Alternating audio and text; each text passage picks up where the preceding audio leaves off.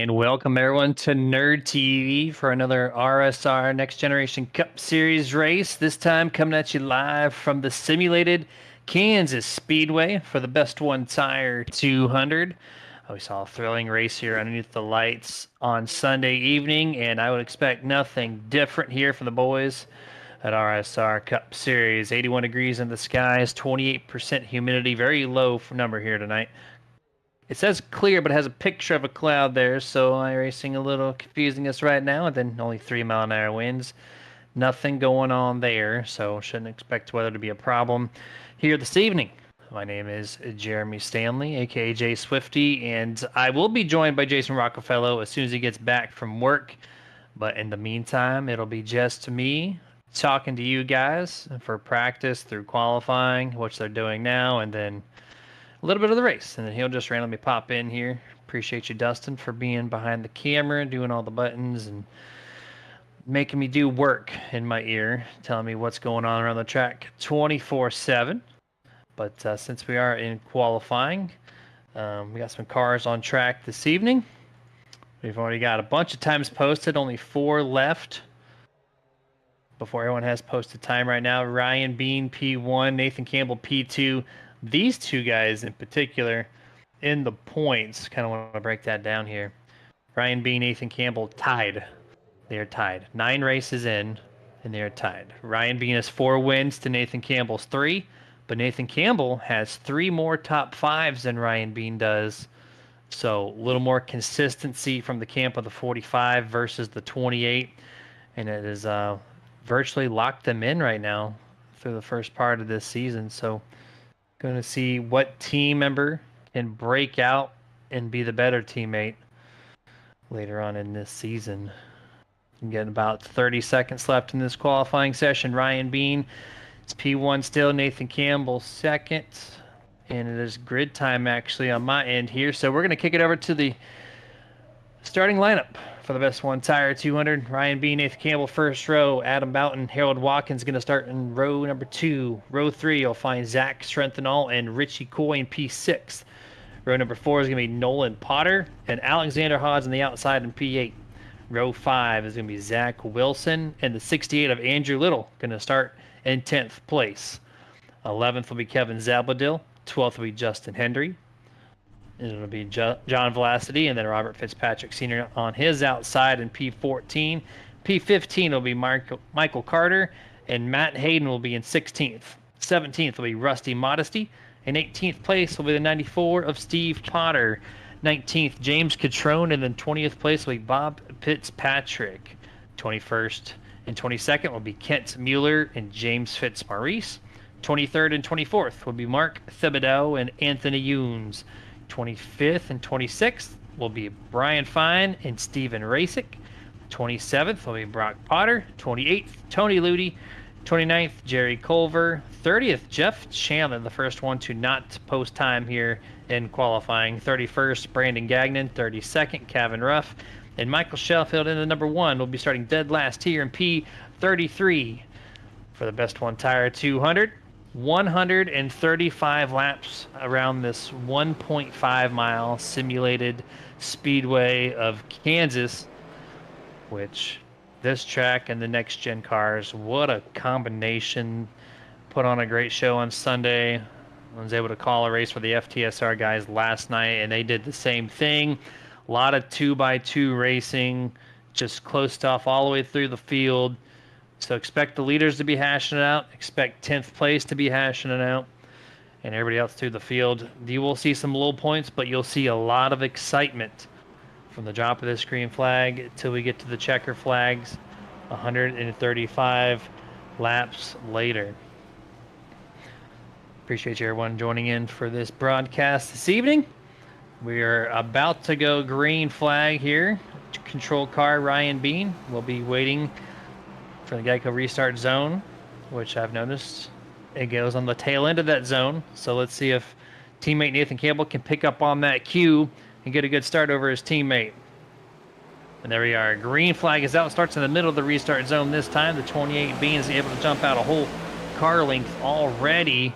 And the number 10 of Adam Bowden is going to try to get underneath the 28. Not going to happen. Has to check up on corner entry.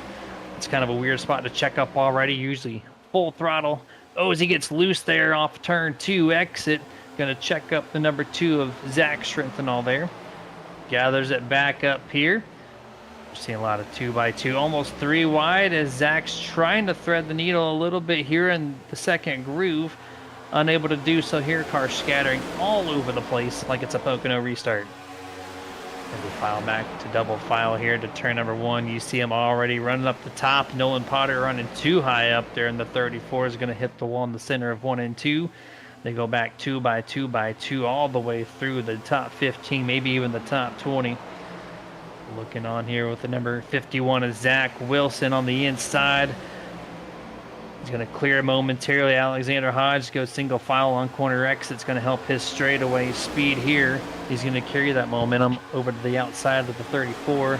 Nolan Potter's Toyota Camry. Back to turn 1. Alexander Hodge trying to hold on to Kevin Zabadell here. Remains so down the back straightaway. Almost gets him cleared. Has to check up a little bit here as the 51. Zach Wilson still trying to run that middle to groove, maybe slightly lower than middle. Has to bring it back down to the bottom for turn 4. 4 laps into this event already here. Ryan Bean still leading.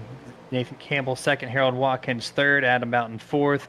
Zach Strenthal is your top 5 so far through 4 laps. 3 wide action through turns 1 and 2. The number 2.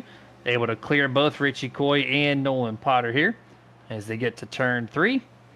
And you see about a 50-50 split of cars running the top versus the bottom. I like to say it each week, and especially here at Kansas, when you run the high line, more speed equals more tire wear. So you have to be a little more conservative on that throttle if you're going to run the top early on, so you don't overdo the right front tire on these next-gen Cup cars, or else you're going to have a bad night 30-40 laps into your run. Alexander Hodge trying to get around Zach now on the inside, trying to use the bottom groove in turns 3. Gonna not be able to get anything cleared there. Great run from the 51 as you see through about 7th or 8th on back. It's all 2x2 for the most part. Still trying to scatter around, pick up your lane, and see what works best for your machine here tonight. Looking at the number 15 here. John Velocity, single file right now, right behind Zabadell in the 17. And everybody else on back kind of momentarily goes to that single file formation. We're getting closer and closer to the first 10 laps completed at the Kansas race here. See Richie Coyne and quite a few others. You see the 8 car especially. Michael Carter all the way up against the outside wall this time through 1 and 2. Going on board here, the number 8, Michael Carter.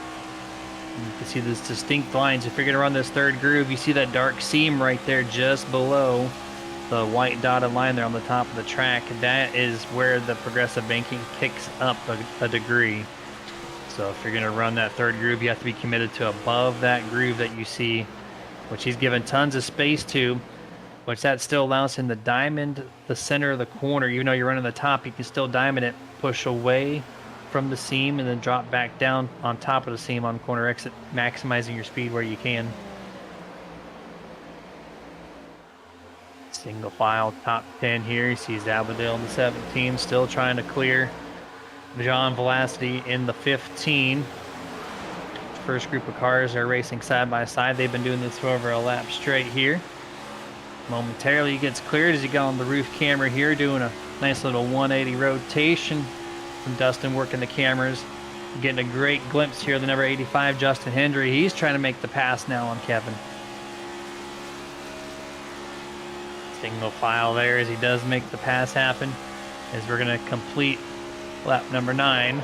I see Michelle Rittenberry on the YouTube side saying, "Let's go, Kevin." Weekly cheerleader for the number 99. Temporarily lull here. I'm going to go ahead and shout out tonight's series sponsor, BestOne Tire and Service, the official presenting sponsor of the Cup Series every single Tuesday night here for the RSR Racing Series. If you're looking for a one-stop automotive repair and tire shop, Best One Tire and Service helps you get the new tires, tire repairs, and auto service you need from the people you can trust. Check out where the nearest location is to you by visiting bestonetire.com today. 27 apparently has hit the wall, found it there. Mark Thibodeau currently running 24th. And a little off pace there from that chrome 27 Chevrolet Camaro here. I don't know if we can get a camera angle. It was called to me that he made contact. I did not see it personally. We can see if we can. Oh yeah, just scratched up that chrome paint job real well there on the front, on the side, on the rear tire well area. So doesn't look like body panels are pushed in. Should be aerodynamically sound still. It just has a little bit of character in that chrome finish. 12 laps down, now on lap 13. Ryan Bean was able to break out to well over a half a second lead, but I think Nathan Campbell has started to reel him back into the picture here. Looking at race times, the last time by for Nathan Campbell was a 30.728 to Ryan Bean's 30.983, so 0.2 of a second lost by your race leader last lap by, as Ryan's committing to the bottom, this time at the line. It looks like Ryan Bean is actually going to just barely beat the 45's lap time. When I say barely, it was 1/100th of a second difference there between the top two. Adam Boughton still holds strong in P3 here. He fell back to 4th momentarily, and then he found himself back into P3. Tim and Harold Watkins have been kind of racing it out, but at the moment they've got a little bit of a gap separating these two guys here. You see Adam Boughton really strong through turns 3 and 4, able to make a great charge on Nathan Campbell. Gets all the way to less than 1 car length entering turn 1 as we're on board the roof camera of this number 10 Napa Auto Parts Chevrolet.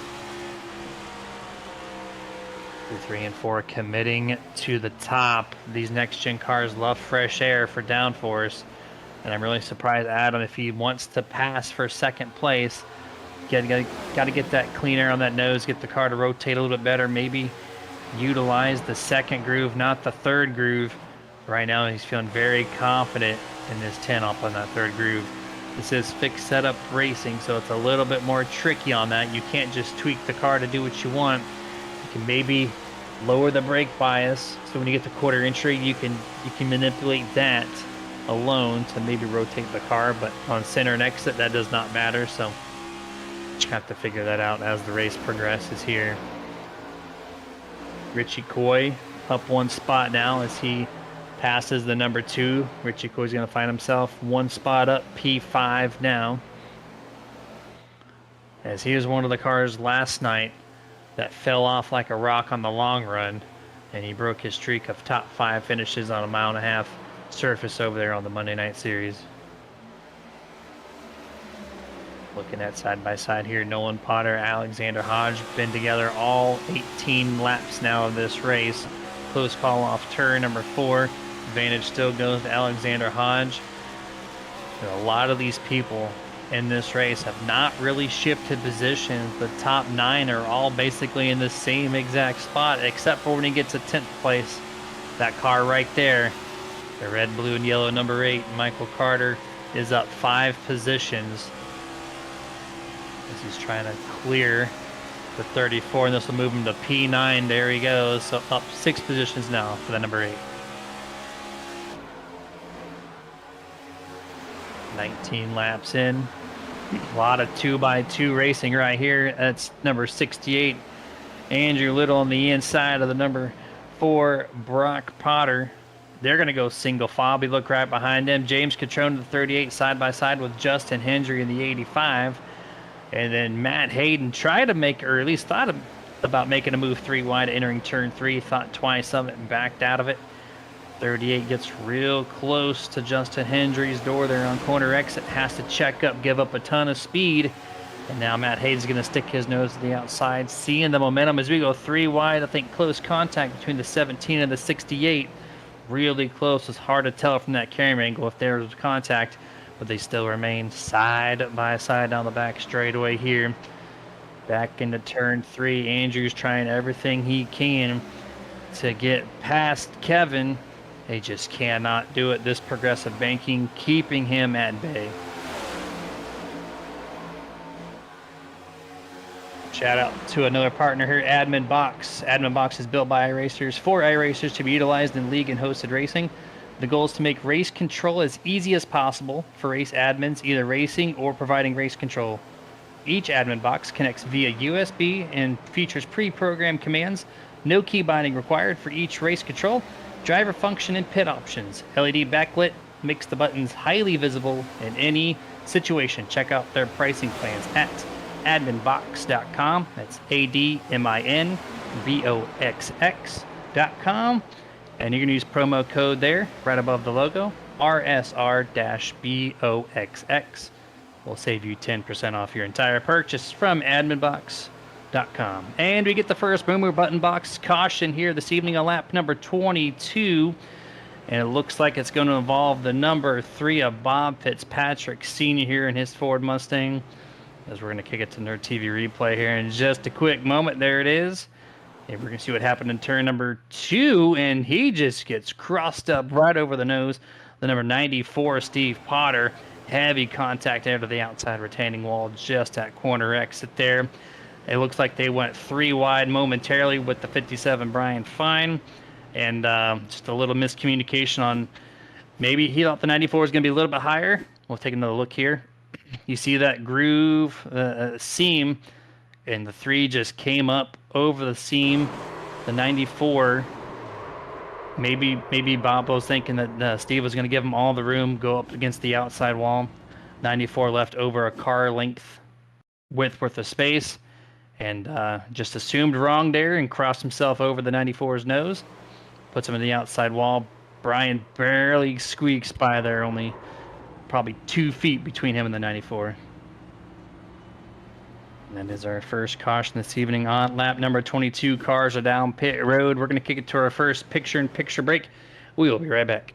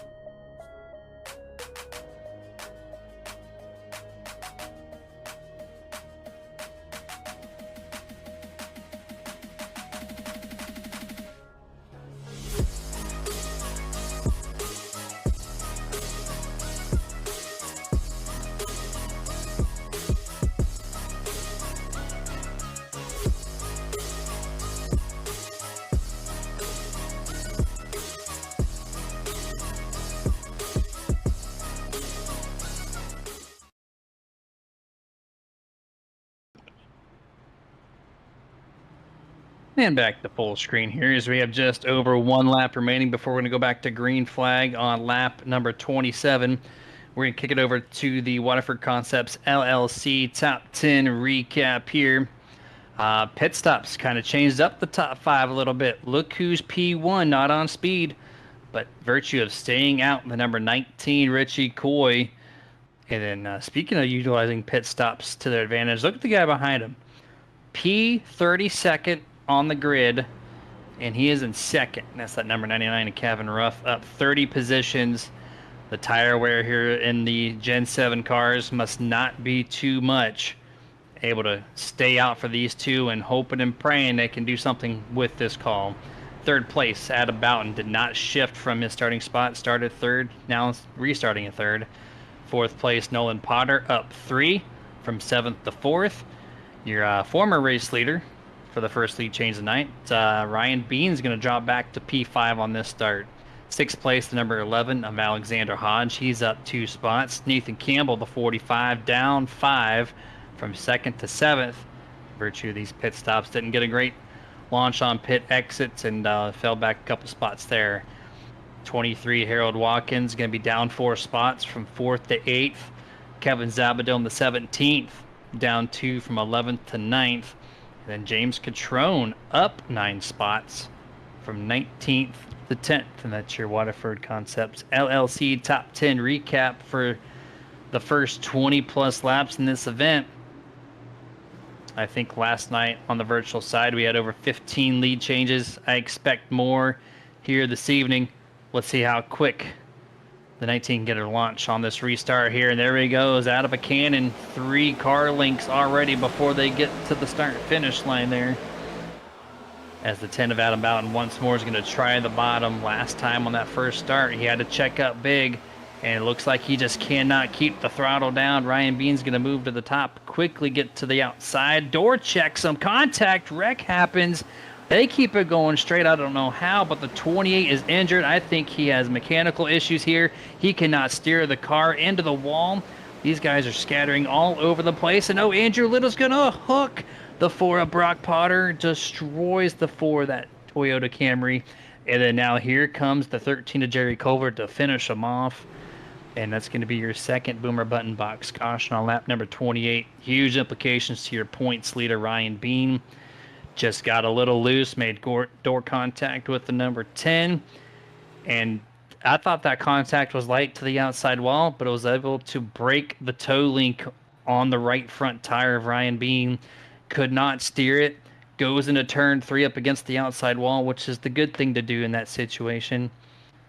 And then everybody else, and Andrew Little especially, just did not check up enough. When he did, it weight shifted his car, spun him out. And once we get some replay action on that, we'll be able to find out exactly what happened here. And here we go. This is off of turn 2. There's Ryan Bean. You see him getting loose. You see the 33 getting loose too, so a bunch of people getting loose on turn 2 on the opening lap. Okay, contact's already happened. 10 somehow gets straightened out here. But Ryan Bean's broke. He can't do anything. He's just in for the wreck. Now you see 68 pass. 15 hits them a little bit there. 15's going to hook the number 4. And I think we saw the 68 spin out at some point in time there. He just got loose in the center of 3 and 4. He's going to overcorrect. He's going to hit the 4 now. And it's going to right rear hook him into the outside wall. Look at that. Just explodes. Brock Potter absolutely destroyed there. Don't mind the physics of that tire or the damage model there. You see Anthony Younes hook the 12 as well of Robert Fitzpatrick Sr. He's able to save it, drive past the wreck on the inside. Maybe a little bit of a saving grace to put him on the apron there. As you see, one car cutting the grass on the front straightaway. Weekly lawn service under effect. And that's big crash there, big crash. The 4, the 28, the 68, the 15, the 12, the 54, all making contact in this wreck. And you have to wonder, did Richie Coy make the right call? He pitted, he got himself out of that top 5 predicament, and then the wreck happened right around that fact. So that was a huge saving call there for Richie Coy in the 19. Job well done to protect that wreck there. 30 laps in under caution here. Gives us another time to shout out another sponsor here. Victory Fuel is full of Full load of electrolytes, absence of caffeine, low sugar content, which makes it the perfect drink to keep you hydrated and energized. It contains no artificial colors and is packed with daily vitamins to support your overall health. The best part, kid friendly. Because it's caffeine, it makes it the perfect hydration drink for the entire family. Get fueled today at drinkvictory.com, and you can use the promotion code RSR.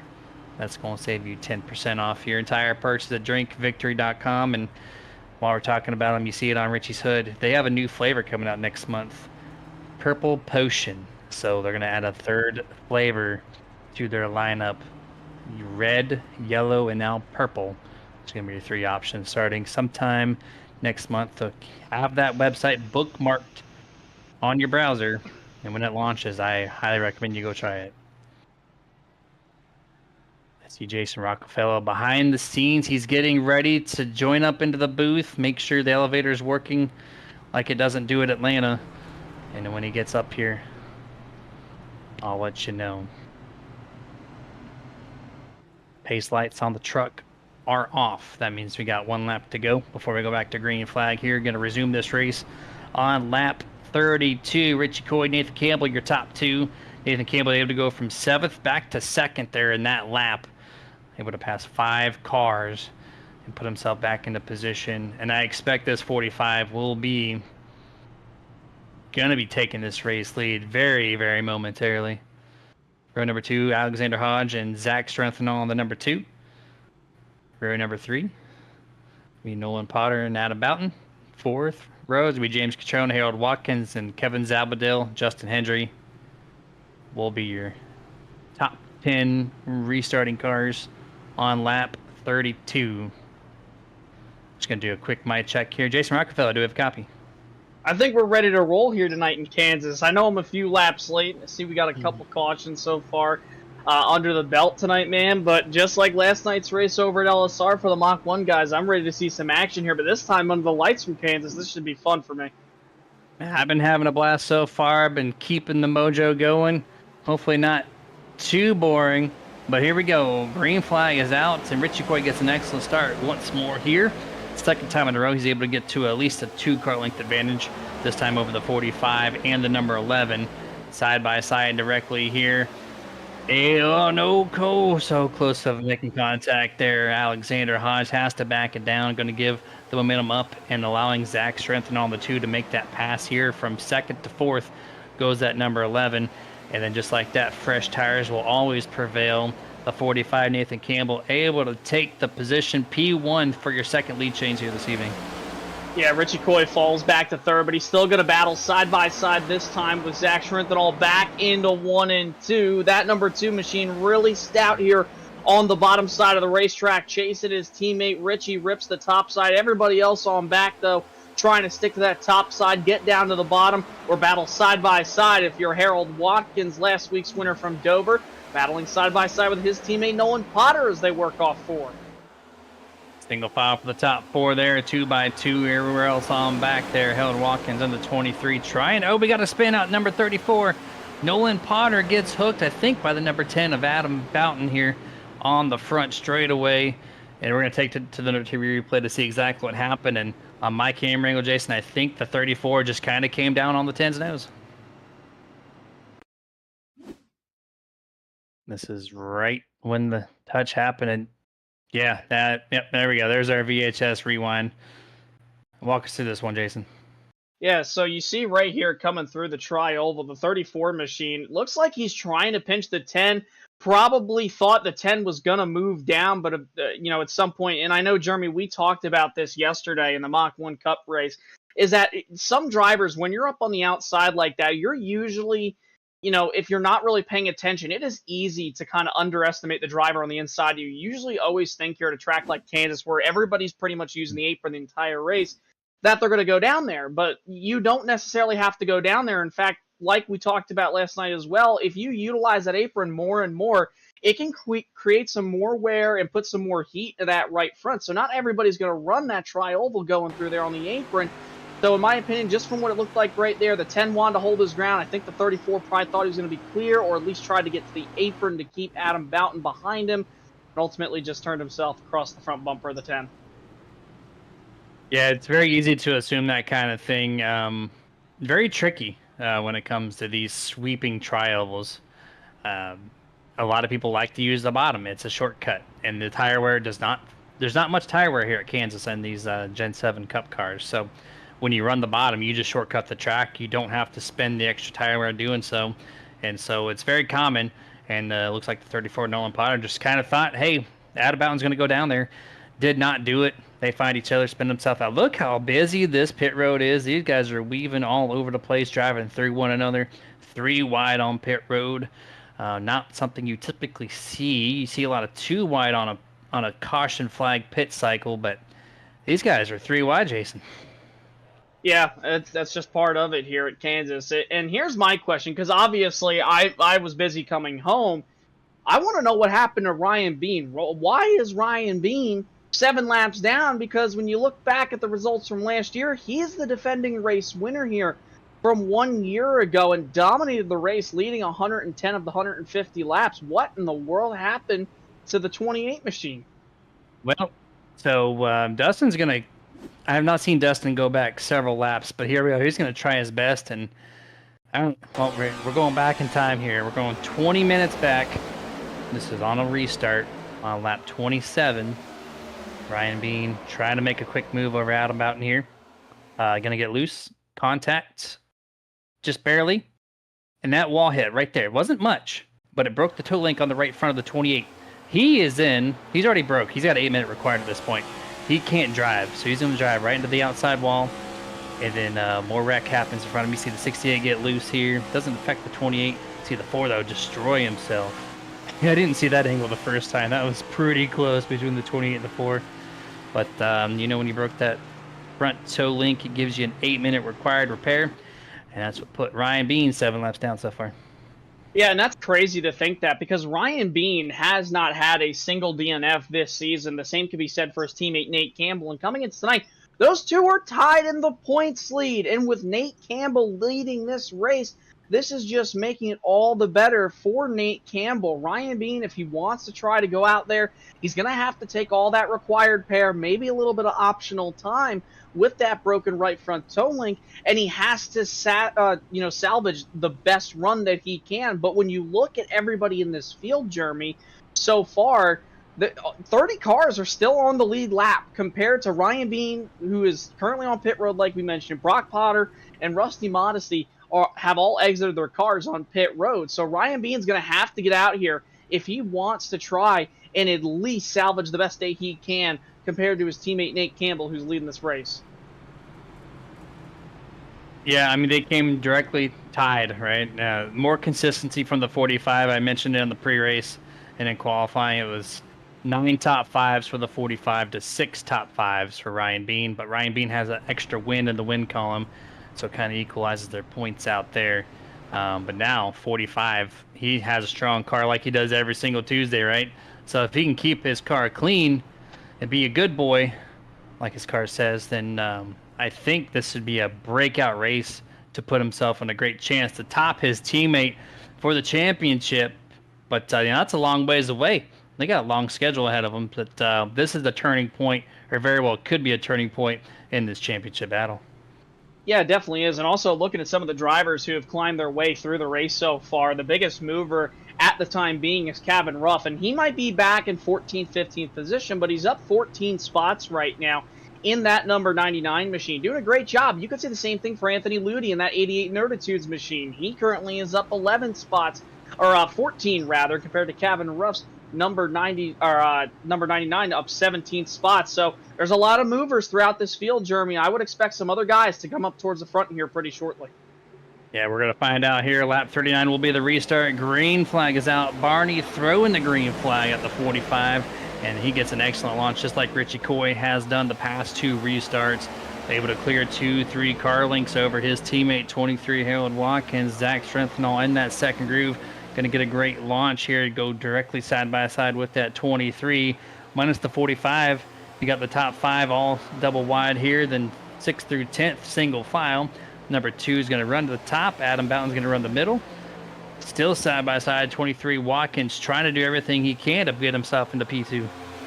Yeah, and you just see that number 2 of Zach Strenthal trying to do everything he can to keep his teammate behind him. But that Wingstop Toyota Camry is really, really fast. Remember last week's winner at Dover? And if there's one thing, Jeremy, that is the best friend for a race car driver other than a fast crew and a fast car and a fast team, it's momentum coming in here tonight at Kansas. And it looks like tire wear is not too big there. I don't know about, or compared to yesterday that we covered, but early on we saw, what was it, Calvin Ruff, who started 32nd. He ran 20 laps, decided not to pit, put himself in P2.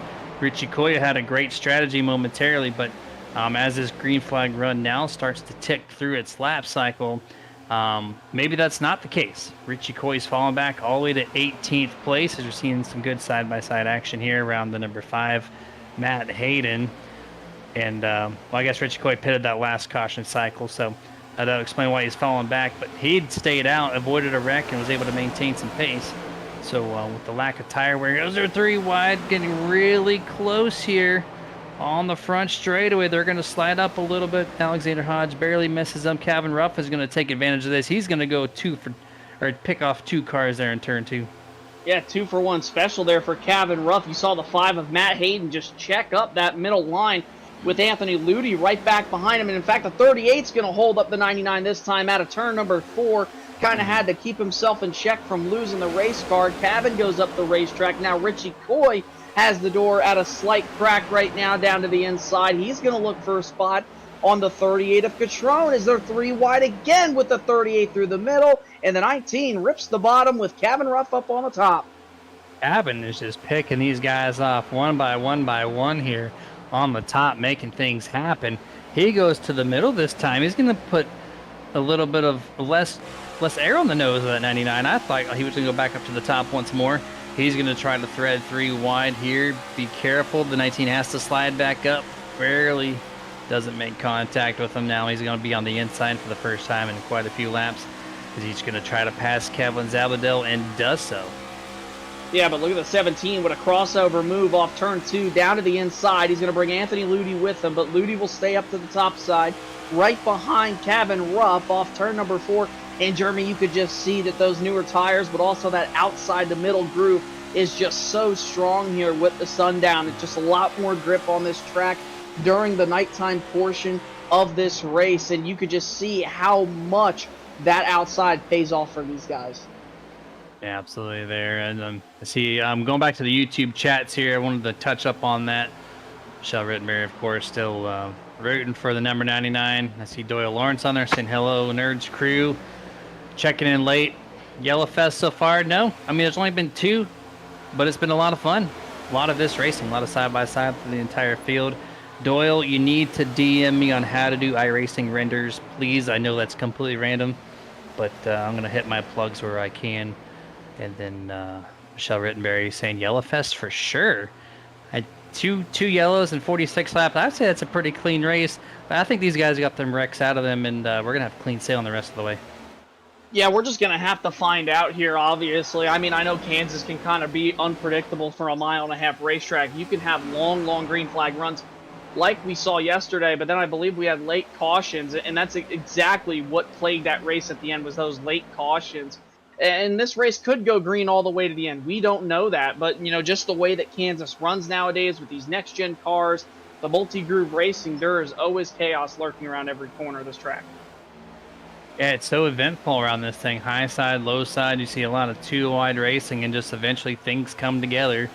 And I think at this point in the race, I think we're done with the cautions for a little bit. I honestly do. I think we're going to see a long green flag run, maybe some green flag pit stops here. As we're, almost 20 laps into this fuel run cycle, get about 40, maybe 45 laps, somewhere in that range. Maybe Jason, with his more accurate pit book, can tell everyone that's watching right now. But starting to see a lot of single file, like real quick passes like that. You see Brian Fine gonna make a pass over the 17 of Kevin Zabadell, but Zabadell trying to do another crossover attempt. This time on that 57, gets to him at the line to get to lap number 49. I didn't really have any time to prepare for tonight, but I tell you what, I just did the math real quick with that handy dandy Google calculator instead of my phone for once, and I did the math. So a normal fuel run with these cars, you see Brandon Gagnon just throwing it in there on the bottom side right there. Great move by him down the back. But I did the math, and a full fuel run here is about 50 to 55 laps on a normal 100% fuel load. Now remember, these guys, like we mention every week, they run 70% fuel load. So with that being said, 70% of those 55 laps that I did, which is about the max you can go here, you're looking at about 38 and a half to maybe 35 laps. So I'd say 35 to 39 laps, you'll start seeing guys probably start to come down pit road if we get to that point here on this green flag run for sure. That tells us we're well within the second half of this fuel cycle here as things are heating up. About, 15 through 20, see 3 wide here with the 38 on the bottom. I thought they're going to make contact there with Bob Fitzpatrick here in the center.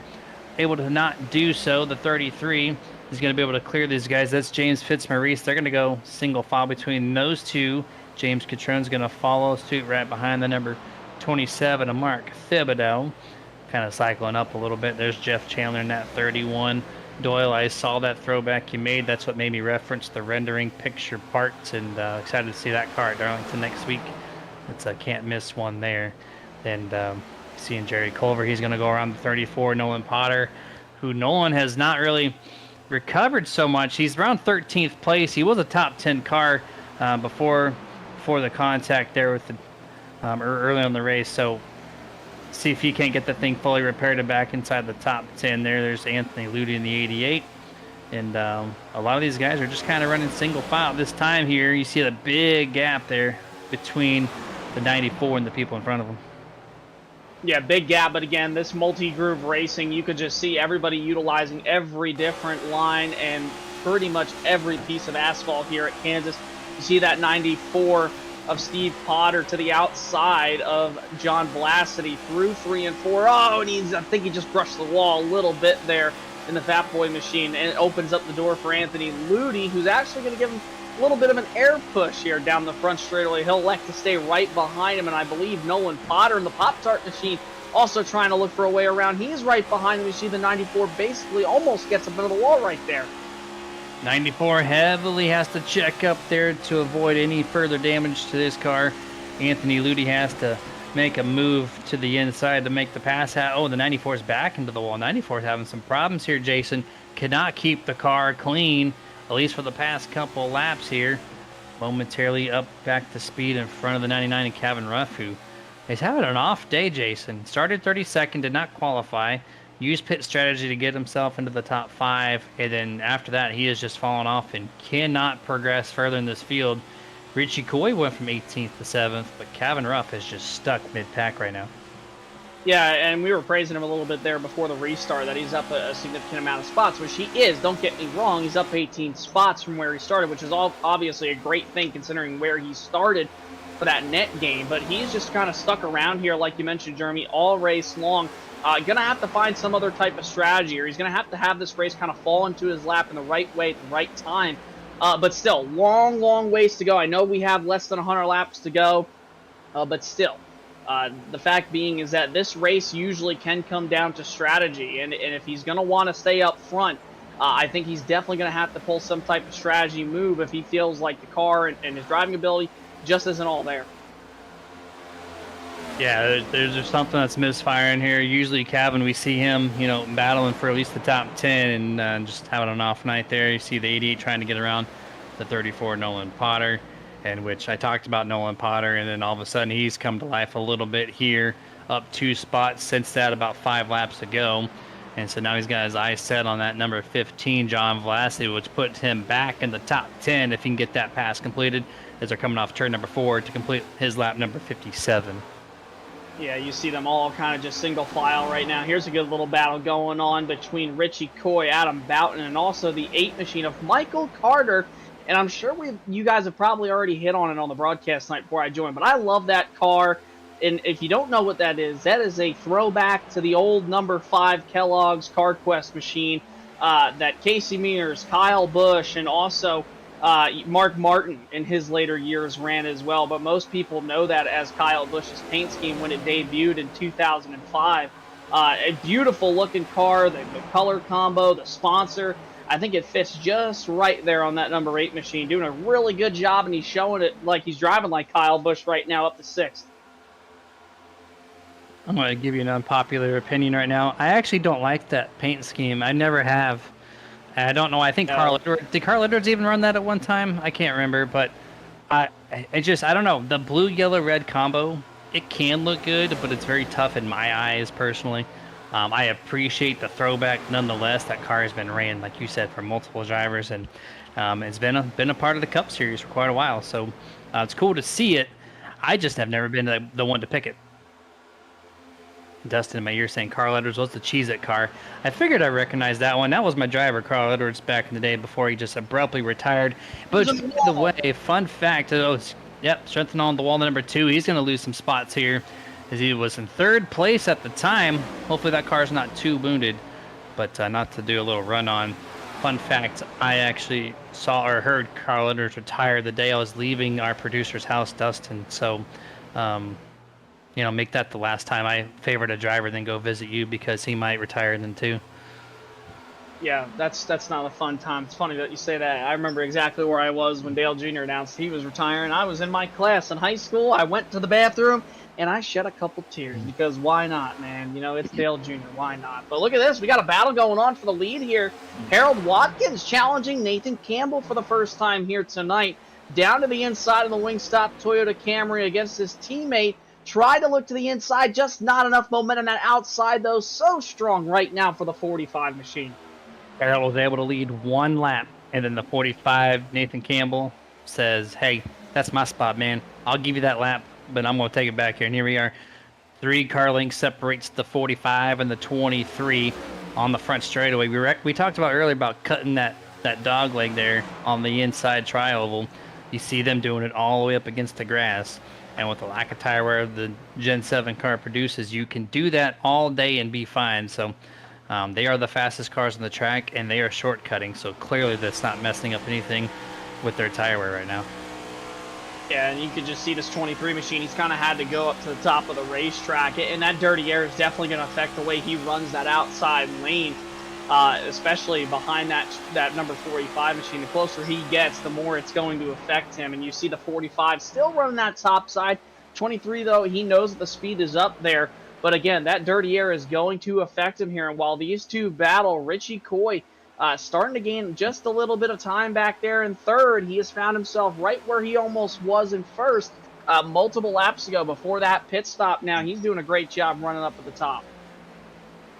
He's doing a very good job. He cycled through. Remember, he had that last pit stop. He went back to 18th. Oh, number 10 of Out and About, and he's coming down pit road here. So he's going to give up 8th place on the track. And this is now going to open that pit window up for everybody else to come on down. The first person to do it, you're going to crack the can open. And I'm seeing reports number 8, Michael Carter. He's looking to come down pit road. He's currently in P6. So, Jason, here we go. Pit road's about to get busy here. Yeah, pit road is definitely about to get busy. Here comes the number 8 of Michael Carter down with the Kyle Busch throwback down to pit road speed. And he'll make sure he has a safe entry because it is a little tough to get down here. It's almost like a Las Vegas Motor Speedway style get down to pit road, but with some more banking. So it makes it a little difficult, but he does a great job doing it. So this door is pretty much kind of open now for some of these drivers to come to pit road. Expecting to see some here come in the next few laps. Here comes the 2 of Zach Schrenthal working down to the bottom of Alexander Hodge. After hitting the wall, he'll take the spot away, but Hodge has a great run here down the front straightaway. He'll look to the outside, and the 2 tries to block. 3 wide on the front straightaway. Kevin Ruff in the middle, Ludi on the top, and the number 12 on the bottom of Rodsburg Fitzpatrick Sr. They finally go 2 wide here as the 12 just shot out of a can and passes both of them on the fresher tires. It looks like just clearly passing the number 85 of Justin Hendry as well. And just like that, 3 wide goes back to single file here on the back straightaway coming to turn 3, cycling back to the field. Oh, and number 88, Anthony Ludi is going to give up 11th place. He's going to be the 3rd lead car here to come down pit road. Yeah, and Ludy's going to take the safe entry to pit road. Doesn't really get down to the apron too late. He'll make it down to pit road speed easily, and he's going to fall back positions here. So again, seeing some drivers come down to pit road right here this time by. It's only a matter of time before the guys inside the top 5 start to pit. I mean, we know Richie Coy doesn't have to pit at the same time as them because he last pit on lap 35 compared to Nate Campbell, Harold Watkins, Shrinthal, Wilson. Oh, big moment there off turn number 4. Zach Wilson, believe might have brushed the wall, just got really loose off the corner. But those guys last pit on lap 23, so they're going to have to come soon. And Wilson is all over the back bumper, the 2 entering 1. It was actually the other Zach Shrinthal right in front of him, bounced off the wall. He came across the nose of Zach Wilson. Zilson had a little bumper contact, threw him to the inside there. So it almost caused a wreck there, but they kept it going straight. Now Alexander going to say, hey, maybe I want to take it 3 wide. Nope, does not get the chance to do that here as the 12 with the fresh set of tires. Robert Fitzpatrick going to try to pass these guys up one by one here, coming through turns 1 and 2 this time around. Pit stops open at lap 65 with that number 10 of Adam Boughton, and we are seeing a lot of gappage between the 3rd car and the 4th car coming down pit road. 33, James Fitzmaurice, he's going to come down, and I think I heard the number 2 Strenthal coming down this time.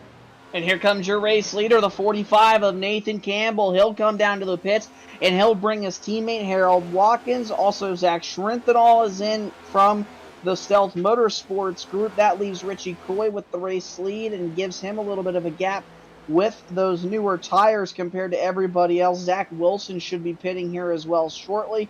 The same can be said, I believe, for the number 11 machine of Alexander Hodge. Actually, no, he's on the same strategy as Richie Coy. So the battle for the lead, when everything shakes out, when the 2nd round of pit stops start coming about, it's going to be between the 45 and the 23 machine and also the 2.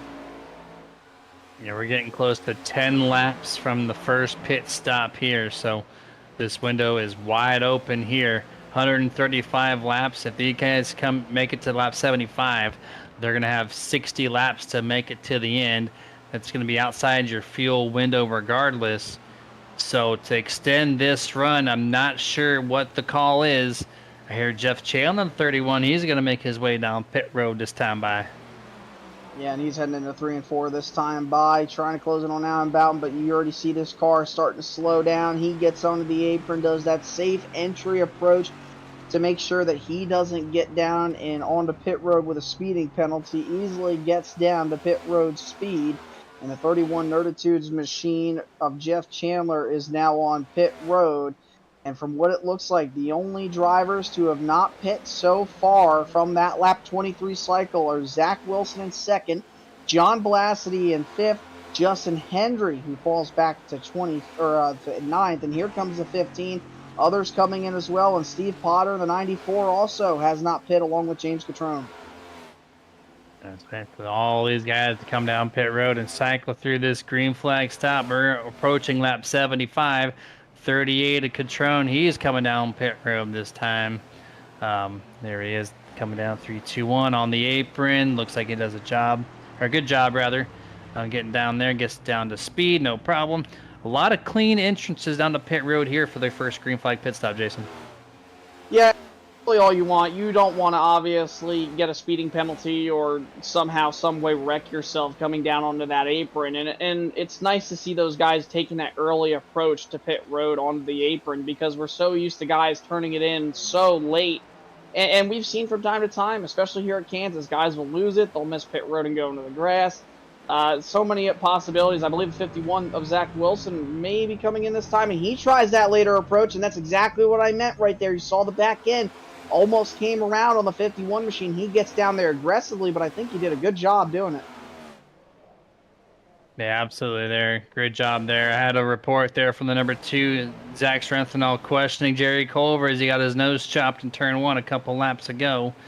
But that has sorted itself out. And we're just waiting for the top 10 to make their way down pit road as we're getting really close now to a 15 up. Here comes the race leader, Richie Coy, the 19, down lap number 76, coming to 77 at the line. And this will resume Nolan Potter now as your race leader.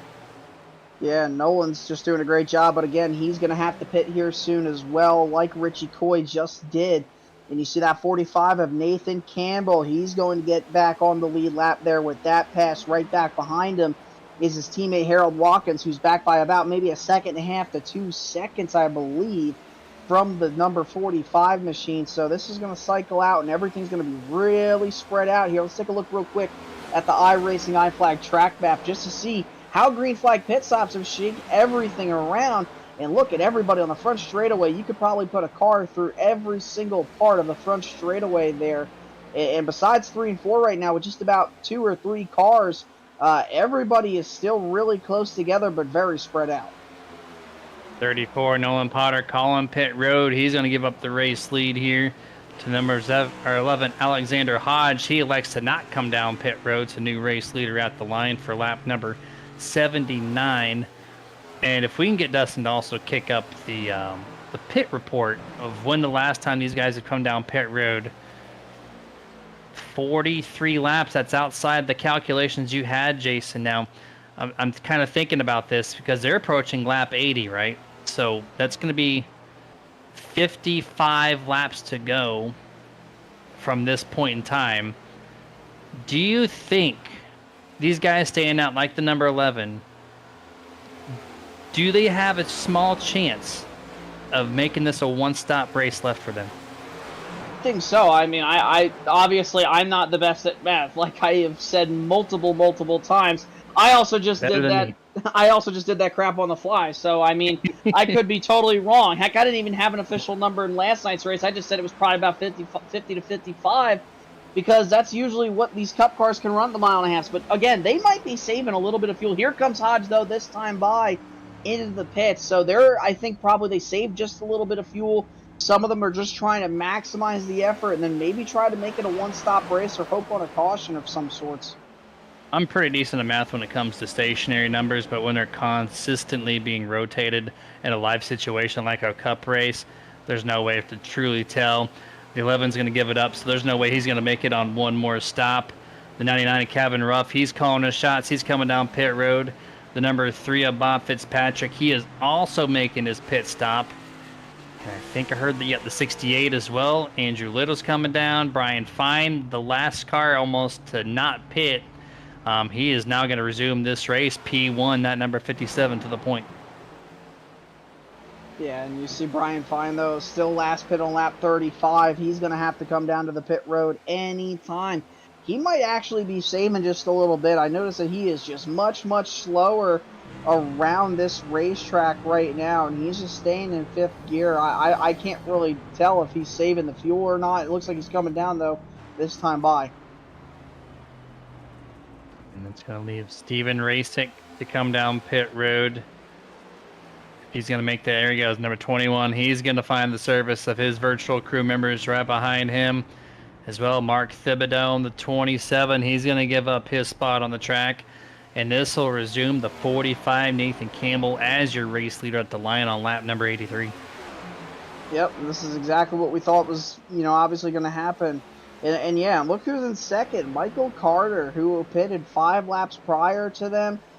He's doing a fantastic job in this number 8 machine. Remember a few weeks ago at one of the tracks, we saw him running, and he was doing a really good job, but got caught up in some late race stuff. Didn't get the finish he deserved that night. But doing second, or being in second place right now, he's doing a really good job. He's just got to try to find a little bit of speed or hope for something to happen. He's got a 1.5 second lead over Michael. Another half a second back, you'll find Harold Watkins. And then 6.5 seconds separates 3rd and 4th. Harold Watkins in 3rd, Zach Strenthal in the number 2 and 4th. That's a huge gap between 3rd and 4th place.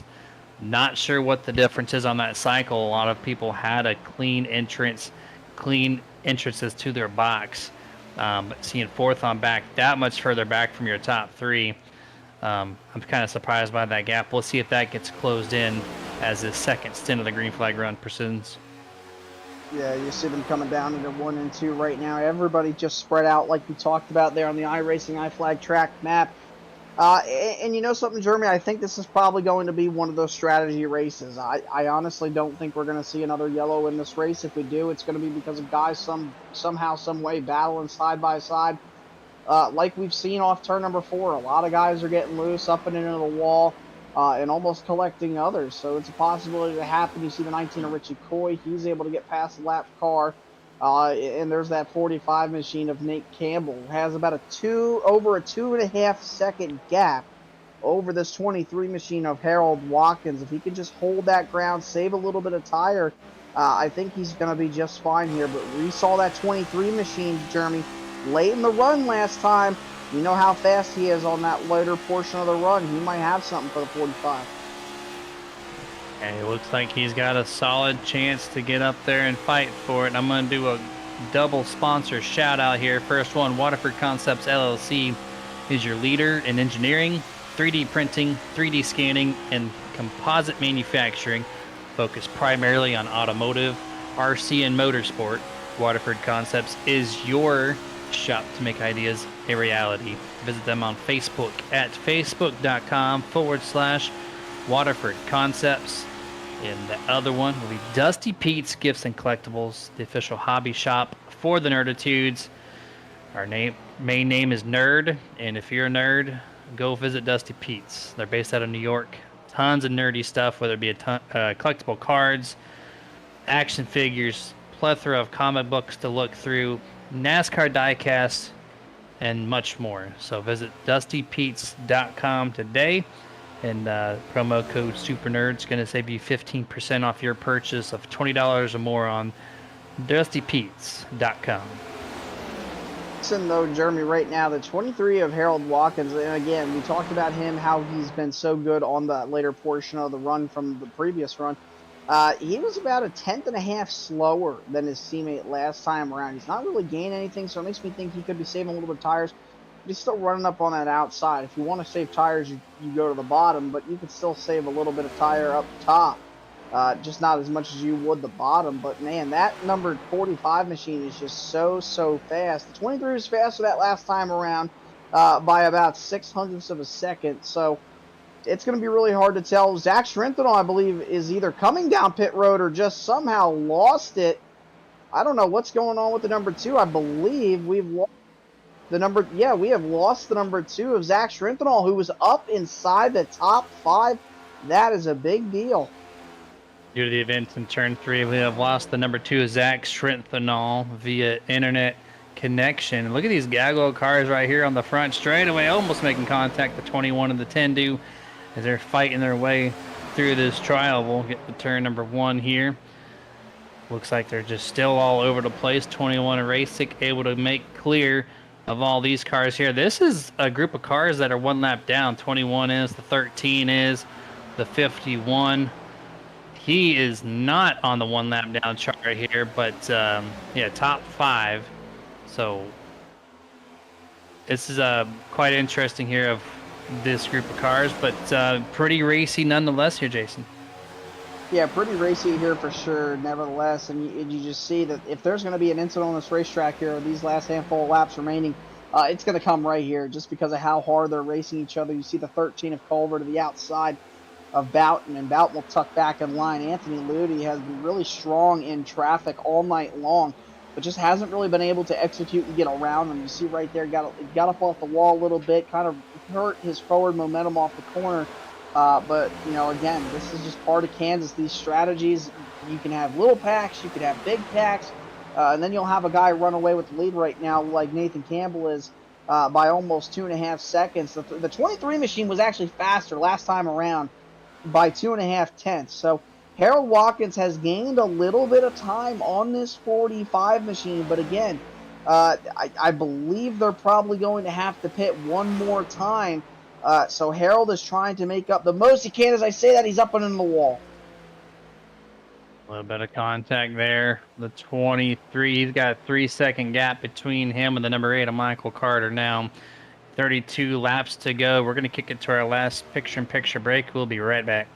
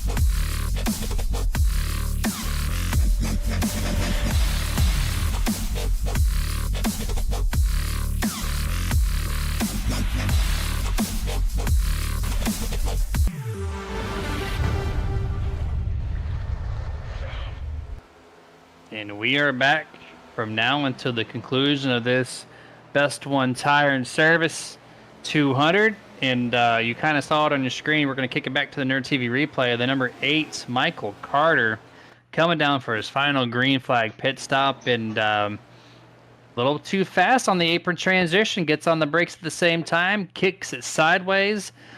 And is going to give up that top 5 spot. And probably going to fall back at around 10th or so. Yeah, and we talked about that, Jeremy, getting down on that apron aggressively, and that can happen, especially with these next-gen cars when trying to downshift. The back end will just come out, wheel hop so easily in the rear, and that is really unfortunate for the 8, who is having such a stellar night. Yeah, really a shame there. Anthony Younes, the last car on the lead lap, is going to give up his position on track to find pit road. As we've seen now, 3, maybe even 4 cars on pit road so far for their final green flag pit stop of the evening.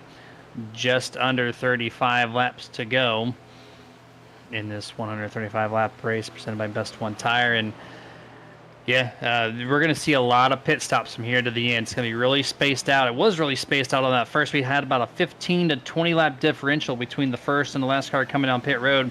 So the rest of this run, we're just going to see him trickle in, one here, one there. I think the 88 Anthony Ludi finding himself down pit road.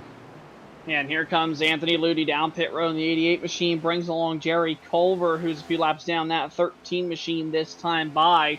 Again, we're going to start seeing these guys all come down to pit road. Expect Kevin Zabadil here probably pretty shortly, along with Nathan Campbell, Harold Watkins, others who pit around that lap 70 mark. There's not many of them left. Everybody else is about 75 or more laps. Couple others who are probably going to be in that pit cycle: Jeff Chandler, pitted lap 72, Justin Hendry, pitted lap 73. See Matt Hayden in the 5 machine, he's down pit road. So Jeremy, by the looks of this, like we mentioned, this is going to be a strategy kind of race. Yeah. Who made the best call? Did you guys stay out too late? Did you come down too early? Did you time it just right?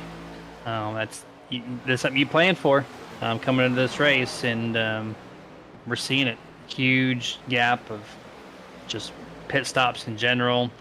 I know it usually comes down to that at Kansas, but the pit stop time amount between the first and last stop was pretty mind-boggling there, from 20-some laps to 40-some laps. So, I see the 27, I think, into the wall in turn number 1 momentarily at Mark Thibodeau bouncing off the wall. And I'm getting reports, 23, Harold Watkins, P2. He's coming down pit road this time. Down pit road, here comes the 23 machine, as long as, or as well as the 45 of Nathan Campbell. So the 23 has to do an excellent job here getting into his box and executing the launch out of it here if he wants to try to gain on Nathan Campbell. And then this is going to be a sprint to the finish for those 2 drivers. Again, that looks like it's going to be the battle for the lead here when this all shakes up and when everybody completes their last round of green flag pit stops here. If you're the 23, learn from your mistakes. What more can you do differently here on the short run? How can you maintain that gap, not lose any time? Because the 45 has been so fast on the short run. 23, though, has been pretty good on the long run. Here comes Zach Wilson to pit road this time by. Pretty busy lap here for pit road. As you're seeing, continuing cycling of pit stops here on lap 105. There's the 31 there of Jeff Chandler. He's going to bring up, there's the 51 of Wilson. Quite a few cars coming down from lap 105 and lap 106 here. Right now, Nolan Potter in the 34. You see him on your screen now. He's got the race lead momentarily. His teammate right below him is going to pass him with those fresh set of virtual Goodyears on that car to carry him to the rest of the way to the finish. John Vlasky resumes in P2, Bob Fitzpatrick P3, Alexander Hodge P4. These guys came down later on that pit cycle there on the first green flag pit stop, so no surprise they're going to hang it out here. Alexander Hodge got to bounce off the wall here in turn 1. Yeah, he really hung it out there off into turns 1 and 2. Does a great job recovering it. Here comes the 99, though, of Kevin Ruff. Also, Adam Boughton and Michael Carter, who, remember, lost it coming to pit road just moments ago. They're all now battling through 3 and 4. You could just see how much faster the 10 of Boughton is with those fresher tires compared to Hodge, who last pitted on lap number 80. And that 11 machine is going backwards. Just a little bit right now in that wall, and it's kind of shuffling them back a little bit. but some of these cars that he's getting passed by have the fresher tires, so it's not too much of a surprise, but we'll have to see how this run continues, where the 11 does end up, as he's just really tight right there. He washes up right in front of 99. Kevin Ruff has to check up a lot, and let's see if Kevin tries to make a pass here. Looks like he's going to on the top side. Almost makes contact there. 99 had to check up momentarily. He goes back to the top to try to pass one more time through 1 and 2. Yeah, you see this 99 just ripping the top. The 11 thought about, I think, coming up the racetrack, knew the 99 was going to have a run here off the corner, and Kevin Ruff's easily going to get by that number 11 machine. He's got 1 lap newer tires than the 11 does. But again, they're going to have to come to pit road here probably soon. Only a handful of drivers did not make their final stops. That would be Steve Potter, who last pit at 74, Justin Hendry, Brian Fine, Little, Hodge, Ruff, Fitzpatrick, Blasity, Potter, just to name a handful that still need to come into the pits here. Yeah, they're well within that pit window, and they're going to be running qualifying laps at this point if they were to come down, because they basically going to run half of a fuel run at this point here, as we have 25 laps to go in this BestOne Tire and Service 200. And Nolan is extending this thing as much as he can. Not sure what the call is here. He's got his teammates that are much faster on a fresh set of tires. They're 26 seconds back. And so once he comes down pit road, he's going to be well behind pace, according to those 2 cars anyway. So we'll see what happens when he does make that pit stop. Yeah, and guess what? Harold Watkins, not this time by, but last time around, ran the fastest lap of the race with a 30.499. He is only back right now from Nathan Campbell by about 9/10 of a second, almost a second. He is gaining just a little bit on this 45 machine. Something tells me that this 23, he learned from some of his mistakes, and he's trying the best he can to run him down. The gap is a second. He's going to have 24 laps to try to run him down. The question is, can he do it? And guess what? Nolan Potter into the pits this time. He is up the race lead. John Velasquez in the 15 will take over as your race leader. Bob Fitzpatrick in the number 3, not too far behind, only 1 second back, resumes in P2. And I'm not sure how old this message was, but Michelle Rittenberry is saying there's storms popping up in the Midwest, and believes that Strenthal, who lost connection a while ago on the number 2, he has not returned back to the race, so it might be a power/internet issue here. Ooh, Velocity coming down pit road loose on the apron just before it gets to the pit road line. Yeah, while he comes to the pit road this time, it leaves Bob Fitzpatrick Jr. with the race lead in the 3 machine. He has about nearly a 3-second gap over Alexander Hodge. Andrew Little back by 3.1 seconds there in the 68 machine. Then you have Kevin Ruff and Brian Fine up inside the top 5. And with those guys still having to pit, only Nathan Campbell and Harold Watkins, Harold Watkins and Nathan Campbell, they're starting to gain on them. So these guys are going to be coming to pit road here pretty soon. Here comes the 3 machine this time. Kevin Ruff and the 99 also coming down pit road here. So 2 more cars giving up the race lead here. Number 11 will resume as the race leader with a really close second place, Andrew Little. These 2 only separated by 2/10 here, 3 to 4 car lengths is the difference down the back straightaway. 17 on the inside of Andrew this time. You're going to see him on the left-hand side. There he is. Oh, he's going to try to squeeze the gap, and he does so on the inside of Alexander Hodge. Just going to push Alexander up top, and just like that, we're going to see the 68 take the race lead here with just 20 laps to go. Yeah, and they're going to have to pit. Their best bet is to hope for a caution and try to see what can happen, because they will definitely come to the pit road along with everybody else who probably wants those 4 fresh tires just for the end. I'm sure we could have some strategy, but with 20 laps remaining, that is a long time for something to happen, and they definitely cannot make it on fuel. So they are hoping and banking on a caution and want to stay out probably as long as possible. Yeah, maybe they can catch a break with a late race caution. Who knows? Some of these guys are probably praying for one. So they don't lose a bunch of ground here. 57, Brian Fine is going to give up his 3rd place position on track. Now it's just down to 2 cars to come down pit road. 19 laps to go, and it is those 2 on your screen right now, the 68 and the 11. And I don't see any reports of them coming down this time, but they are running this thing to the wire, Jason. Yeah, they're just trying. Like we mentioned, they are trying their best to run away with this and hope for a caution. But guess what? Campbell and Watkins are gaining on them in a hurry. And by the way, Harold Watkins is right there with the 45. He is only back by about 3 or 4 car lengths. So if they have to pit and there's no caution, this is the battle for the win right here. This 23 has been so good on the long run portion. The 45 saves his stuff. He's good on the short run, but on the long run, that 23 machine just lights up, man. He's going to have a shot here and could possibly go 2 in a row. Yeah, very well could have a chance here. And 17 laps to go right now. And we're just kind of waiting for the final pit stops to happen. And yeah, there's a half a second lead between the 45 and the 23. So that's about 5 to 8 car lengths, depending on where they're at on the track this time. Down the back straightaway once more, trying to get any of that draft as possible. As we're seeing the number 11 on your screen here, still P2 with Andrew Little still leading the charge. 16 laps to go in the BestOne Tire and Service 200. And man, oh man, when do they pit? They're just praying. They're going to dry out this fuel tank where they can. I don't think they have a chance to make it to the end based off their last pit stop being 50-plus laps away from the finish. But you never know. You see it right there, lap 38 and 39 between the 68 and the number 11. I just don't see them making that distance.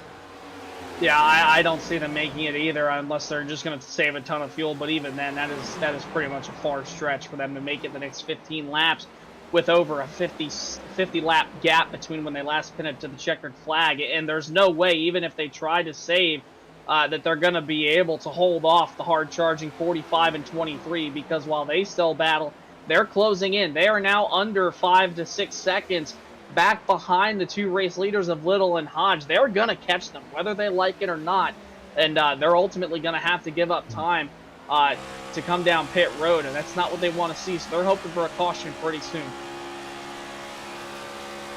There's not too much going on the track. There's a couple of side-by-sides, but there's a lot of spacing between all these cars for the most part. And so we're just going to kind of focus in on the race lead, which will be Nathan Campbell and Harold Watkins. They're 5.5 back from the 68 and the 11. So the 68 and 11, if in theory they can make it to the end, they are not going to do it based on speed. Nathan Campbell, Harold Watkins will be there. They will make the pass. Nathan picks up almost an entire second that lap. He's now 4.6 seconds back with 13 laps to go. They will get to the race lead, but the question is, can the 68 and 11 stretch it out to get themselves at least the top 5? If they could stretch it out, it might not be call of the year, but it's a pretty damn good gutsy call, and I really like it because, I mean, again, they had such a big gap over these two, and they've gone for such a long distance here, and they're doing a great job doing it. I mean, they're still back from them by a little over 4 seconds, so they still have that gap between them, but it's going to dwindle and dissipate pretty quickly here. So again, they're going to need that caution, but if they can somehow maintain, and I think the 11 machine might be out of fuel here. Yeah, they're coming to pit road. Yeah, here they come down this time. Yep, I heard them both on the radio, and that kind of answered that one right there. They're giving it up. They cannot make the distance. This will drop them close to 1 lap down, if not a single lap down, which will drop them all the way back to about 20th place, roughly. So we'll see there 11 laps to go there, and there you're looking at your new race leader. Yeah, Nathan's got about a 0.7 of a second gap over Harold Watkins, and what Harold's got to do is he's got to find a line that's going to fit him, and he's got to find that grip to try the best he can and gain on the 45 or have the 45 deal with lap traffic. That last time through those corners, he lost about a 1/10 or about a 10th. So he's going to really need to step it up here. He's only got 10 laps to go. If Nathan Campbell wins this race, Jeremy, this is going to be his 4th win of the season, tying his teammate Ryan Bean for the most all season. Yeah, it'll tie him, and this will just clearly separate this tiebreaker that they have to have on this race. They're tied. They're gridlocked on points. So with Ryan Bean being all the way back in 31st with his first DNF of the 2024 season, as you mentioned earlier. 31st to first. That's a lot of points. That's a huge amount to make up considering how close these guys have been competitive. And so this is what Nathan Campbell wanted, making the most out of this point situation that he has found himself in. And he is still separating himself from Harold Watkins. Almost an entire second now separates the 45 from the 23, coming to 8 laps to go. Yeah, and that gap is about 9/10, almost a second. So this 23 machine has got to go if he wants to try to run down this 45, and he's just not really making up the time. The last time around, he was a little faster than Nate by about a half a tenth or so, but still not that much gained on the 45 from the 23's perspective here. There are going to be 7 laps to go this time by Jeremy. We had a late race caution in the Mach 1 Cup Series yesterday that led to a plethora of late race yellows. Still that possibility. And you see the 19 of Richie Coy back there. He would love to see a yellow because this man has been fast here all week. Trying to get himself a podium tonight like he was supposed to last night and did not make it happen. But see the 51 bounce off the wall just a touch there. That's your 4th place car, Zach Wilson. And a lot of space there. He is currently 14.5 seconds back off your race leader. 12 seconds back. Actually, 8 seconds back of 3rd place, Richie Coy. So no pressure for the 19 to finish in P3. Just a wide amount of space between himself and the position ahead and the position behind. Some action right behind the 45 here as they're going around some lap traffic. Harold Watkins gets caught behind Matt Hayden in the 5. This is going to slow down his lap. Yeah, this is not what he wants, and obviously these guys are on pretty equal tires compared to the rest of them. Matt Hayden, though, does a great racer etiquette move. Moves down to the bottom to give Harold his preferred line up top to go after that 45 machine. But I just think, Jeremy, honestly, it's going to be too little too late. But with everybody running such different strategies and all over this racetrack, still that possibility of something happening. You see that 11 of Hodge. Remember, he just pitted, so he is on the freshest tires out of everybody besides Andrew Little. He is flying through this field trying to get his lap back. Right now, that number 11 passes the 23. And if he can get to the race leader and then the caution were to miraculously come out, he will get, that position naturally, which he's going to probably do that in the next lap. We're going to come down to 4 laps to go in this 135 lap scheduled event here at the simulated Kansas Speedway. And here we go. So this is to get his lap back to 68 right behind him. Andrew Little's going to do the same thing probably in turn 3. To get around your race leader. 1 second separates the 45 and the 23. I just don't think it's going to be enough, Jeremy. Again, he's going to need a caution if he wants to catch this 45 of Nate Campbell, who has been stout all night long from the Stealth Motorsports Group. And Harold Watkins, remember, won last week at Dover. He had the momentum coming in here. He's had a strong run, started up inside the top 5. In fact, the entire podium 3 standing right now all started within that top 10 to top 6 range. So all those guys having a great run, but with 3 laps to go, time is running out for the 23. Yeah, it's just there's too much speed in that 45 to do anything, that's going to affect him in a negative way. If he has a mistake, I think he's still going to be good. 1.1 last time by, 2 laps to go. Gonna extend his, actually basically tied, so still 1.1 separation there, 2 laps to go. He can give up a half a second per lap and still be okay. So lap and a half to go here for the 45. Yeah, and with a lap and a half to go for the 45 of Nate Campbell, it has been such a strong season for this 45 machine. Came into the points tonight tied with his teammate Ryan Bean. Bean having a mishap, his first DNF all season long. Nathan Campbell, gonna capitalize on here tonight if he can just get through 4 more corners here on the 1.5 mile in Kansas. Seeing that number 51, Zach Wilson. Just a quick checkup on him. First top 10, first top 5 of the year after 6 starts. This is start number 7. He's going to get that well-earned position. But here we go, the 45, Nathan Campbell, for the final time in 3 and 4. And here he is getting the checkered flag here at Kansas. Job well done. 4th win of the year, as you said. Ties his teammate Ryan Bean. Going to be the clear points favorite coming out of this race and headed to Darlington. So excellent job there from Stealth Motorsports once more to pick up yet another checkered flag in the 2024 season. Excellent job by the 45 machine to just execute all night long like he needed to here. And it was everything that he needed, obviously, with, everything that happened with Ryan Bean. He needed this break, and he needed it to be good for him. And unfortunately, for Ryan Bean, he's going to have a lot of work to do here heading out of Kansas tonight if he wants to try to run down Nathan Campbell for that championship battle. But Nathan Campbell's definitely got to be jumping for joy. But I know that these guys are really close teammates. They like to push each other. They like doing better. And obviously the 45, not what he wanted to see for his teammate, but definitely at the end of the day, from a competitor perspective, it's what he needed. Ryan Bean did say last year he wants to see more of his teammates in victory lane. And, well, I don't think he wanted the 45 to take all of them, but doing his burnouts here. And we're going to go over the unofficial results for the BestOne Tire 200. Nathan Campbell, P1. Harold Watkins, second. Richie Coy and Zach Wilson make up third and fourth. Nolan Potter, your top 5 finisher. 6th place, John Vlasity. 7th, Tony Ludi. 8th place, Michael Carter. 9th, Adam Mountain in the 10. And the 10th place finisher, number 3, Bob Fitzpatrick. 2011th, you find Kevin Zabadell, the Talladega winner. Then Brandon Gagnon in the 83 machine coming home 12th, and Kevin Ruff. Alexander Hodge and Andrew Little able to maintain top 15 positions despite waiting and staying out as long as they could.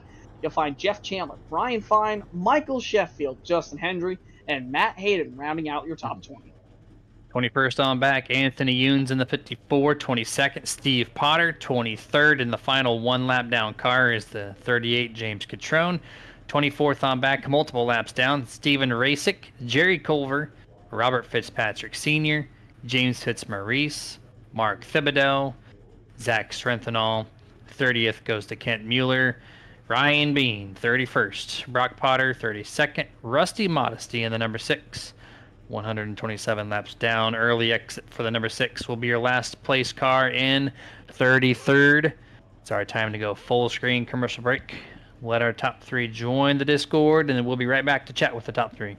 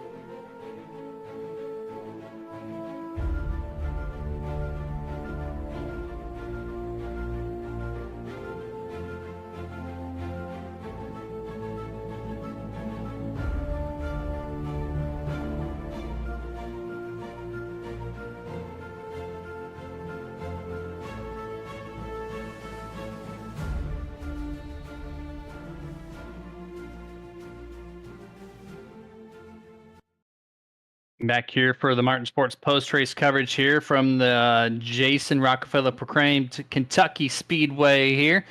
And I think we're going to bring in the 3rd place finisher, number 19, Richie Coy in the Victory Fuel Ford Mustang. Richie, congrats on P3.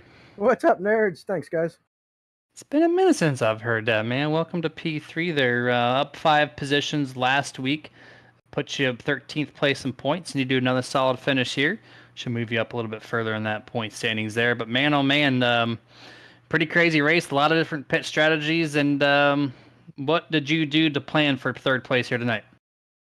I planned to win and screwed it up enough to get third. So, yeah, I don't know. Sometimes at these tracks like this, when you're running the same times with other guys, you try something a little different. And I tried something a little different, and we're gonna basically rip that page out of the book. Yeah, and Richie, good job on finishing third tonight, man. I know it's not what you wanted, but I mean, I know yesterday in the Mach 1 Cup race, you guys ran the daytime. Here tonight, you guys ran at night. Do you feel like there was a clear difference in the racing, whether it be product, temperatures, grip level, or whatever it may be that affected from yesterday and obviously tonight? Yeah, the track temperature was down 25 to 30 degrees than we ran yesterday in the afternoon, and honestly, the cars and the tracks were completely different than it was last night. Last night you can actually run the bottom. Tonight, it was really, really, really hard to pass somebody that you were, kind of as fast as, because the bottom was just not as good as the top. So yeah, I think temperature wise, it definitely made a difference tonight. So yeah, it was a challenge for sure. And it looks like that page will have to be ripped out. I mean, it's still a great finish regardless, man. So don't discredit that. I know you had a little bit of rough time last night here. Did a better job here tonight on the RSR side. So, I mean, kind of keep the page. I mean, you don't want to discredit and toss it completely because you have to know what you did wrong years in advance, right? So just That's kind of, that's yeah, just true. modify it a little bit Yeah, and revise, and there you go. yeah. I mean, I don't know. I think it was gonna work, but then those couple quick cautions in a row kind of really screwed me up. And then I'm like, all right, I'm just gonna stay out. And then I just got off kilter, and I could never just catch up that extra 5 to 6 seconds that they got out on me because I stayed out too long. Yeah, But 10 I know. I did. hats off to them because they they were fast tonight, so they got winning in second. They definitely deserved it. I mean, what did Max say? If P3 is a bad day, I'll take it. Basically, right? Yeah. You can't win them all. You can't win them all. And so, yeah, you definitely take it. P3, man. Congrats on that. So, floor is yours. Final thoughts before we let you go. I want to thank Nerd Merge Sports for taking me on. Got to thank the league for putting on this great race. All the guys. I think we had a really good second half of the race there with everybody going green there like that. Thanks for you guys for broadcasting. I can't wait to watch it back tomorrow. And yeah, that's about it. Thanks to Victory Fuel and Martin Sports for hopping on board as sponsors, and appreciate it. Thanks, guys. We have to know if Tony's mom and dad are watching. I don't know. Not tonight, huh? I We don't don't know. know. I Okay. don't know. But if they are, thanks for the hi to Tony's mom and dad, just in case they are. Just in case, man. All Just in right, man. case. There we go. Congrats on P3 once more. We'll catch you next week at Darlington. All right. Later, guys. Yes, sir. That was number 19, Richie Coy. Now we're going to bring in second place finisher, number 23, Harold Watkins in the Wingstop Toyota Camry. Harold Watkins, congrats on P2. Thank you, guys. Appreciate it. Yes, sir. Awesome run with your teammate Nathan for the most part of tonight's race. We saw your teammate Ryan Bean fall early there in a wreck with the number 10. And then you guys kind of held up the team there on the back half of this race. Close finish. What could you have done slightly different to get yourself P1 tonight? Well, the first thing I could have done is not lost a second and a half on the first pit cycle, and then not been so cautious getting off on the second one. I lost all my time there. I lost probably over 2 seconds just from that alone, and I mean that was the difference. Yeah, and Harold, good job tonight on finishing P2. Man, obviously last week's winner here at Dover, or last week's winner at Dover, tonight P2. I know you wanted that win because, and I was telling Jeremy earlier, I was like, hey, if there's anything if it's not a fast car, fast team, momentum is the best thing for a driver. What does this do for you now for the rest of the season? You got that one win on the season. You just came up a little bit short here tonight. What is your mindset now going into these next few races? Yeah, honestly, I had a rough go of things the first portion of the season, and you're right. Momentum, good or bad, really does shape the way every race goes. It seems like, and finally got it on the right track. Honestly, it feels great because it's been rough. I feel like every time it's stayed green, this is kind of how it's been. It's been me being a Nate, them to a further extent than me, but at least I was in the top five most of the time. And those cautions start coming, pit strategies start changing, and it shifts a lot of the race. So honestly, just getting green flag runs and getting confidence that I can stay up there and compete. That's really the main thing. And moving on to Darlington next week, what do you think that looks like for you to maintain another top 3 for 3 times in a row?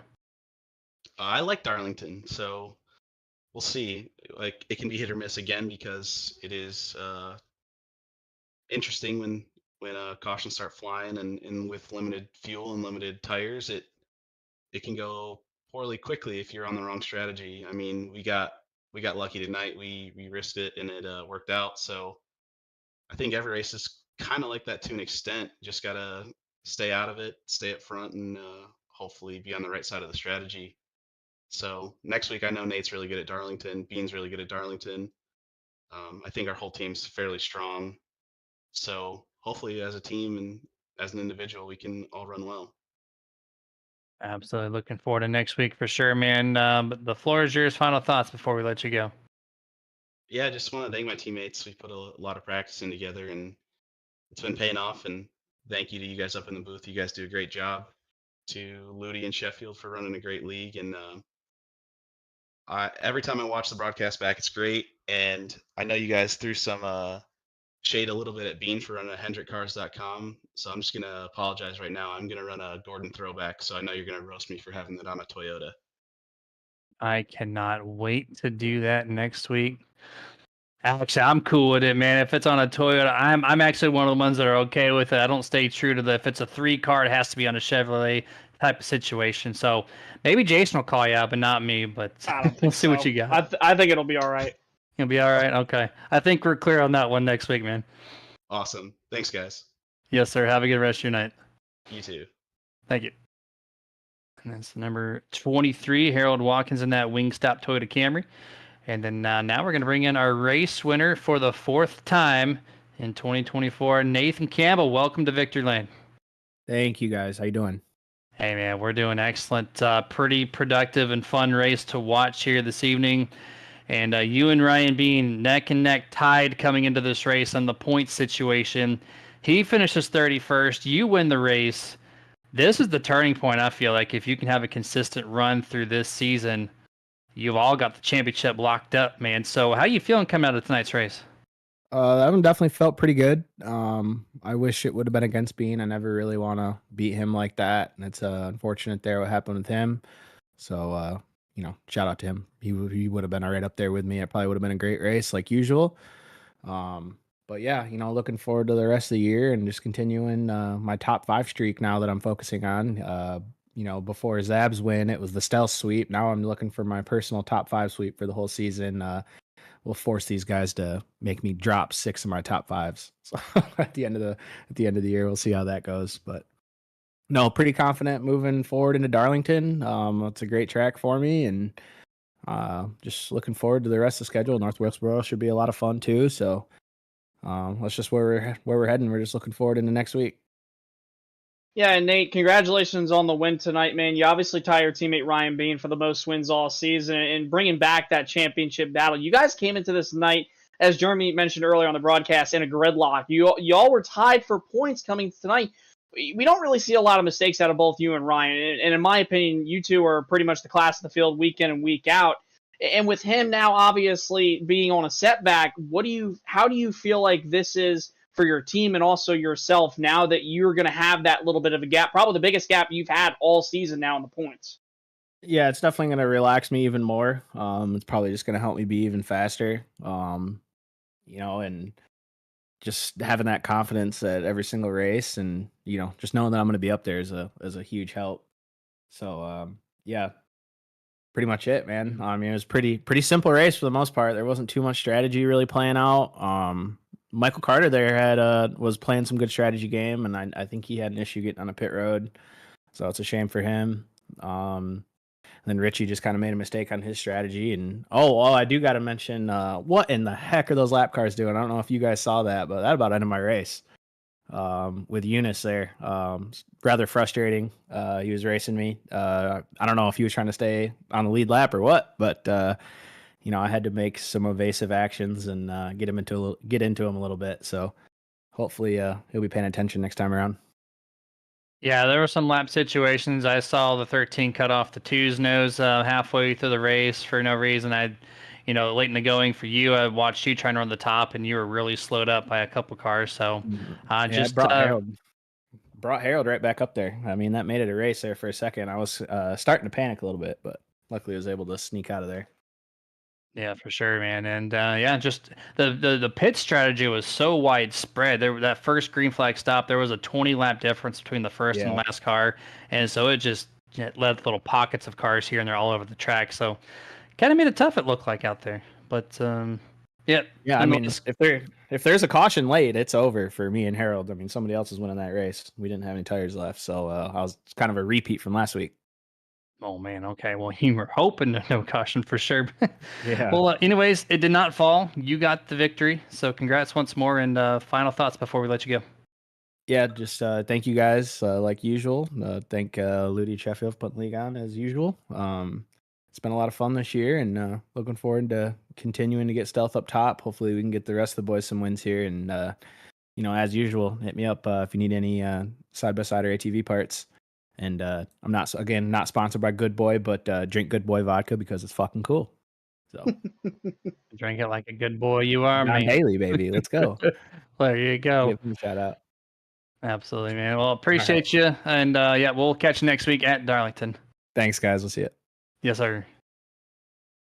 That was Nathan Campbell, the number 45, and man, oh man, what a fun race there, and we got some call outs there for lap traffic, Jason. Yeah, and if it's not drinking Good Boy vodka, it's being pretty fucking pissed off from the other guys behind him, because I mean, you look at everything, and this is the thing when it comes down to these races here at these mile and a halves, and it becomes a strategy game, Jeremy, is you want to make sure that you're knowing where you're going and you're knowing where the lap cars are going. That was a situation we saw a couple times tonight throughout the entire green flag cycle, whether it be in the beginning of the race, the middle of the race, end of the race, whatever it may be. You got to just know where you're going to go, where you're going to plant the car in the corner, where the other drivers are going to be around you. You have to communicate like that. I cannot tell you how many times we have seen races where we have seen guys be slowed up. They'll have a 2-3 second gap, and it gets dwindled down to almost nothing like that, just because of lap cars. So I definitely understand Nathan Campbell's frustrations. I'm sure there'll be some talks throughout the garage area the next week between those guys and stuff like that. So hopefully they'll get it cleaned up. But again, though, this now puts Ryan Bean in a completely deep hole, probably the deepest hole he's been in all year. First DNF of the season. He's now going to have to run down his teammates, something that he hasn't really necessarily had to do all year long, and now he's got to try even harder.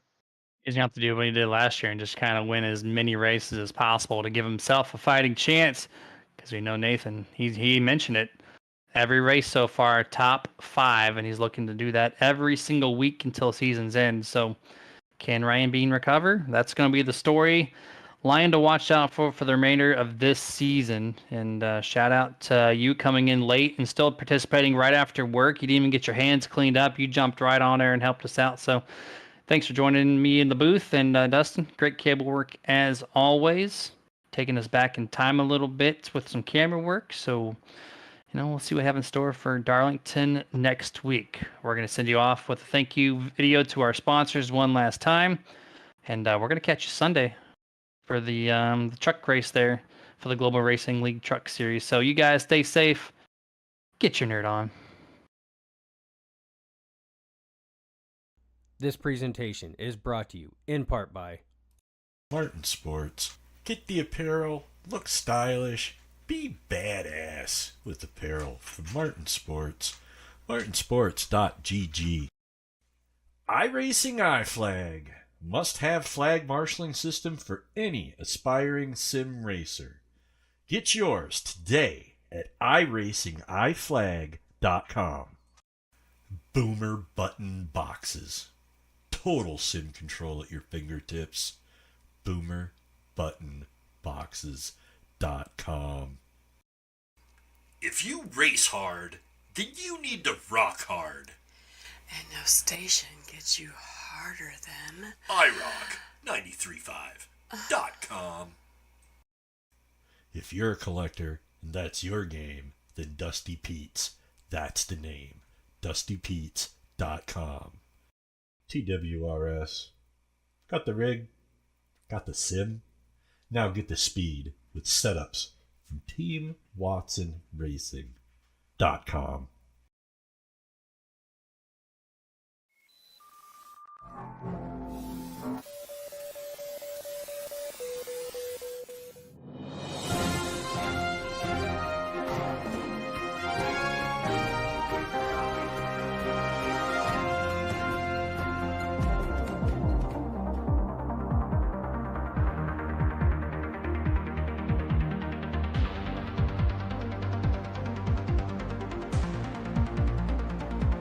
Back when nothing truly mattered.